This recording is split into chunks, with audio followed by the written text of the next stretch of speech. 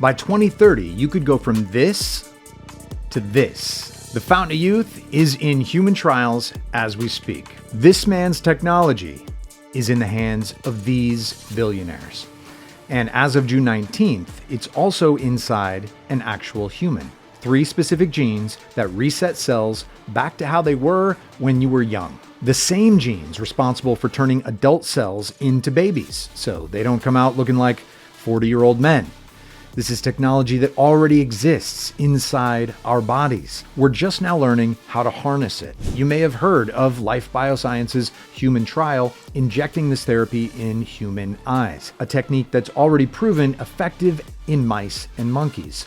You may also have seen NewLimit's recent announcement that their similar treatment for liver rejuvenation in mice has allowed old mice to booze just as heavy as young mice. But what you may not know is this approach resets the biological age of every cell they've ever tried it on.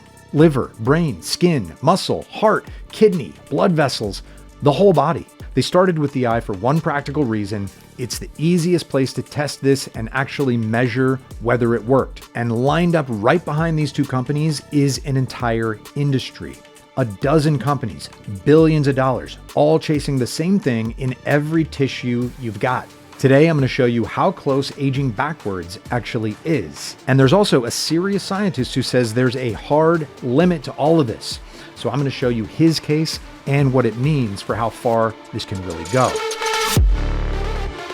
Welcome to Longevity Science News. I'm Emmett Short. Today we're talking about epigenetic reprogramming, taking an old cell and making it not just act young, but be young again. We are living through the most revolutionary period in the history of humanity. You could be one of the last people to live a normal lifespan, or one of the first to break the maximum limit of 122. This is such a ruthless reality. I wonder who the last person to die of old age is going to be. What a bummer. Anyway, you know who I'm watching real close? David Sinclair's dad. He's 86. The paparazzi should be watching that guy. If he starts looking younger, we know it's working. But right now, we have to settle for official trial data. So Life Bio's co-founder is David Sinclair, the Harvard geneticist who's spent a career more or less synonymous with this research. Now, the mechanism has been compared to cleaning a CD, tuning a piano, or resurfacing a gas station mirror, but it's actually a pretty elegantly engineered bit of nanotech.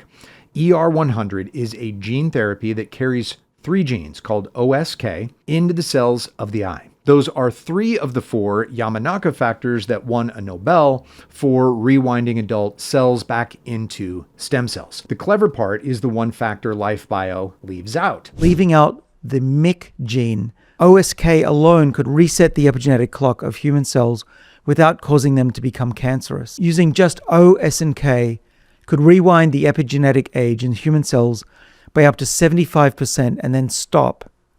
That's important. We never see cells becoming cancerous. The field calls it partial reprogramming. So the disease in their sights is optic neuropathy, glaucoma being the famous example, where the wiring that carries the sight from the eye to the brain quietly just dies off over years. And this first study is very small by design, phase 1, safety only. So the one thing it's built to learn is whether you can run this inside of a real human without it backfiring. But what you probably really want to know is, was this safe already in the animals it was tested on, mice and monkeys? And the answer is yes. In the mouse studies, the controlled OSK approach brought vision back with no tumors, no cells losing their identity, and no runaway growth, which are the exact disasters the full 4-factor version does cause. The monkey studies then showed the same therapy restoring visual function with tightly controlled delivery, clean and effective in mice and monkeys, is the whole reason that the FDA even let it anywhere near humans. But obviously the question is raised, why are we just doing it on the eye? Why not the whole body? The retina was an ideal testing ground for the gene therapy. It's an enclosed space, and it's much safer than delivering it throughout the body. So we started there. Also, retinal nerve cells connect the eye to the brain via the optic nerve, and once damaged, they don't naturally regenerate, certainly not in adults. Plus, you can actually measure the result, right? Like sight comes down to a number on an eye chart. Which brings us to domino number 2, a company called NewLimit.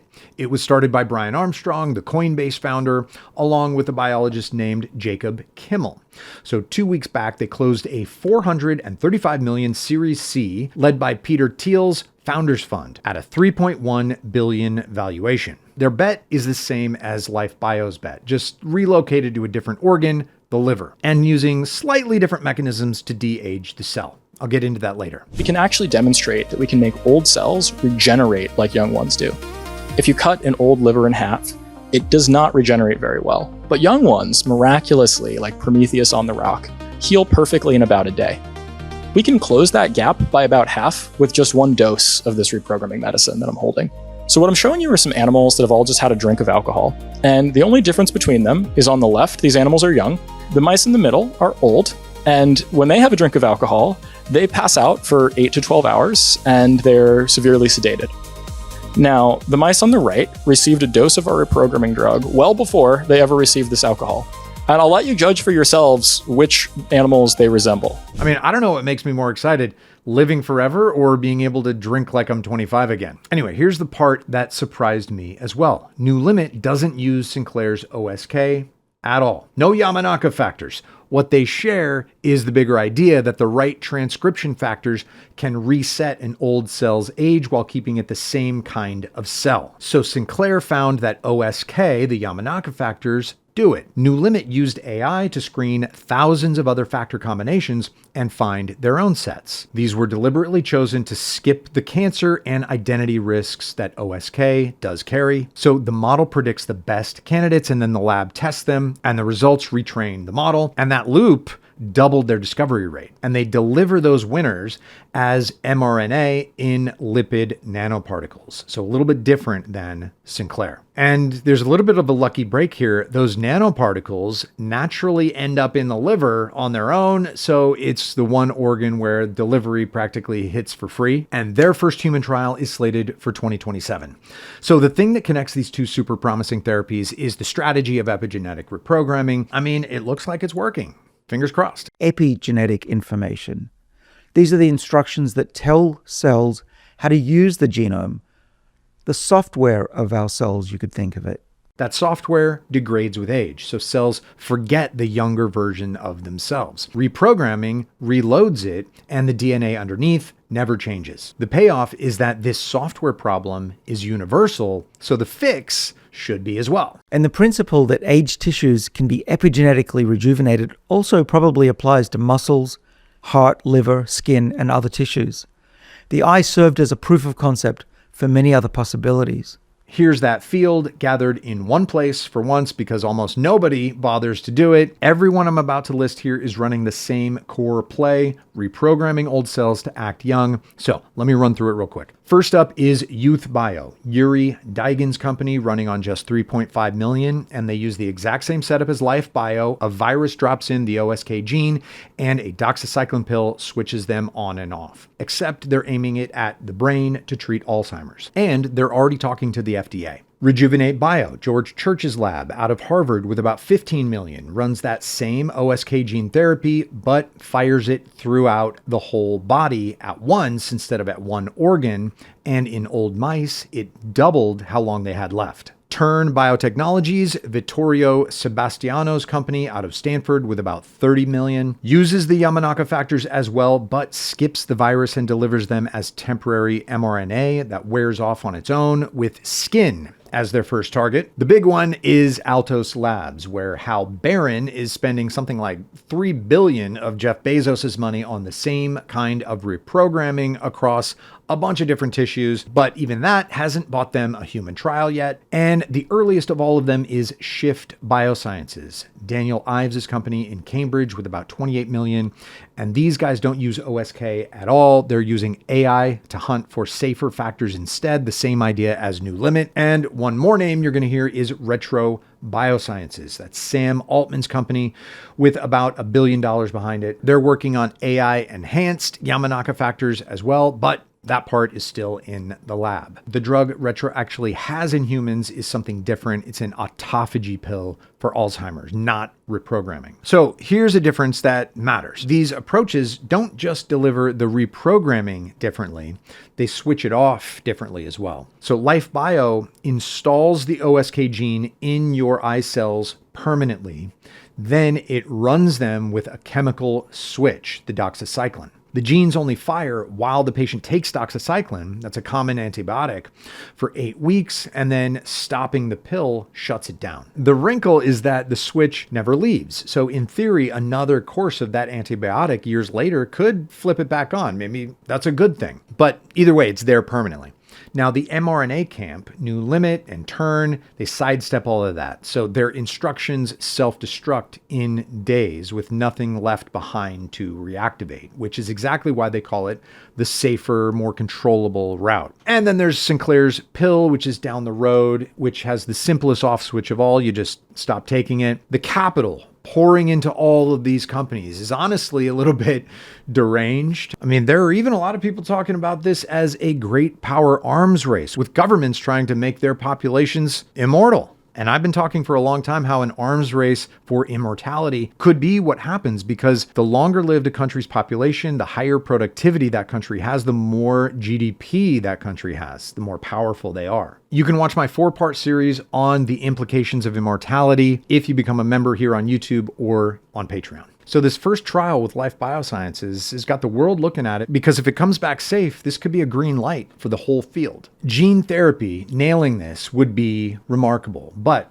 it's expensive. And I know a lot of people are concerned that this is only going to be available to the rich. So this is important. Gene therapy costs $500,000 to $2 million per patient. And right now it only goes in one tissue at a time.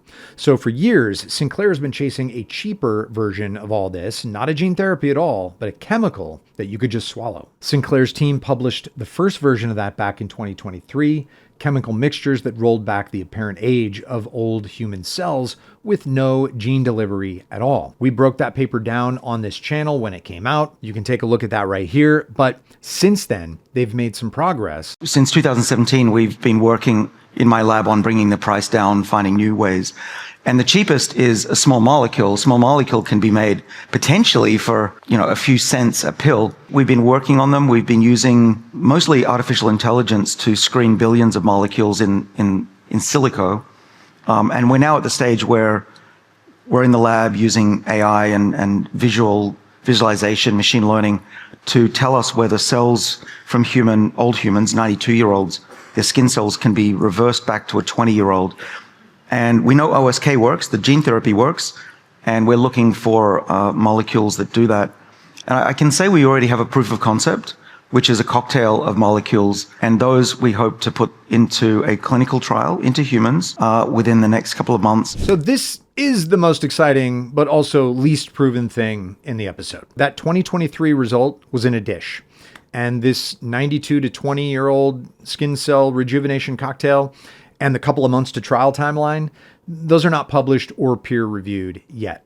And when other labs pushed chemical reprogramming into live animals, including one of Sinclair's own co-authors, they hit a wall. So too little did nothing and too much was toxic. So the honest version here is that in a dish, chemicals really can roll a cell's age backwards, but a safe whole body pill is still a twinkle in their eye. The expensive version is already inside a human. The cheap one could be right behind it, but there's going to probably be many technical challenges that could take a long time to solve. And unfortunately, not everyone is sold on this information theory of aging. Peter Fedici wrote a Substack attempting to debunk it. So his argument is that reprogramming only resets the software, the epigenome. It does nothing for the genome underneath. Your DNA keeps collecting mutations as you age, and reprogramming can't repair those. So his big piece of evidence is a 20-year experiment where scientists cloned a mouse and then cloned the clone and then kept cloning for like 58 generations. Even with the most complete genetic reset that exists, mutations stacked up about 3 times faster than normal until the whole line collapsed.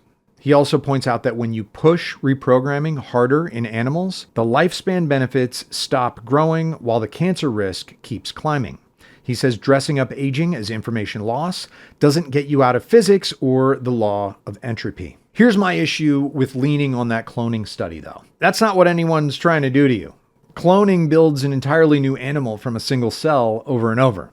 The therapy that we're talking about just nudges your existing cells back toward younger cells and keeps them being your cells. So using a cloning failure to set a ceiling on the therapy is comparing two different things. And Yuri Daigan, who we've talked about before, flags a part that's easy to miss. Those cloned mice that carried that huge mutation load, they still live normal lifespans. In his words, somatic mutations turned out to be a remarkably minor constraint on normal lifespan. Yeah, and that makes sense, right? Youth is what stops the mutations from killing you. A young body is already full of cells carrying mutations, and it handles them fine.